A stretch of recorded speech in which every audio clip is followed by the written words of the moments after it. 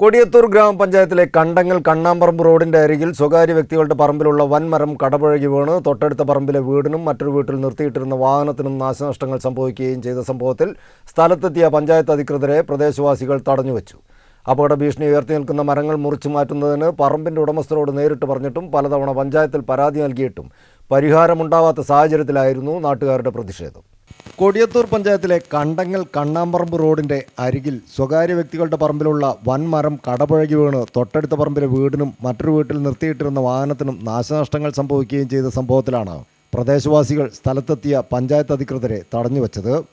ബുധനാഴ്ച രാത്രി പെയ്ത ശക്തമായ മഴയിലും കാറ്റിലും മരം വീണതിനെ തുടർന്ന് കള്ളാടിക്കുന്നത്ത് മുജീബ് റഹ്മാന്റെ വീടിന്റെ അടുക്കള ഭാഗം പൂർണ്ണമായും തകരുകയും തൊട്ടടുത്തുള്ള തേലേരി മുനീറിന്റെ പറമ്പിലെ ഫലവൃക്ഷങ്ങൾ നശിക്കുകയും വീട്ടിൽ നിർത്തിയിട്ടിരുന്ന വാഹനത്തിന് കേടുപാടുകൾ സംഭവിക്കുകയും ചെയ്തിരുന്നു.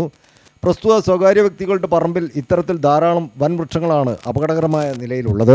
സ്കൂൾ വിദ്യാർത്ഥികൾ ഉൾപ്പെടെ നിരവധി ആളുകളും വാഹനങ്ങളും കടന്നു പോകുന്ന ഈ റോഡിലേക്ക് അപകട ഭീഷണി ഉയർത്തി നിൽക്കുന്ന മരങ്ങൾ മുറിച്ചു നീക്കുന്നതിന് പറമ്പിന്റെ ഉടമസ്ഥരോട് നേരിട്ട് പറഞ്ഞിട്ടും പലതവണ പഞ്ചായത്തിൽ പരാതി നൽകിയിട്ടും പരിഹാരമുണ്ടാവാത്തതിനാലാണ് മരം വീണതിനെ തുടർന്ന് വ്യാഴാഴ്ച രാവിലെ സ്ഥലത്തെത്തിയ പഞ്ചായത്ത് അധികൃതരെ നാട്ടുകാർ തടഞ്ഞത്.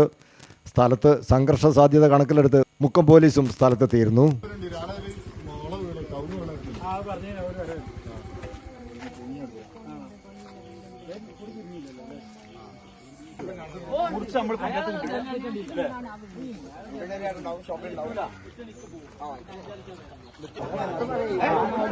ഈ നിമിഷം ചെയ്തോളണം. ഇനി നിങ്ങൾക്ക് പോകാൻ കഴിയണമെങ്കിൽ അത് ചെയ്യണം. പിന്നെ പോകാൻ കഴിയില്ലെങ്കിൽ.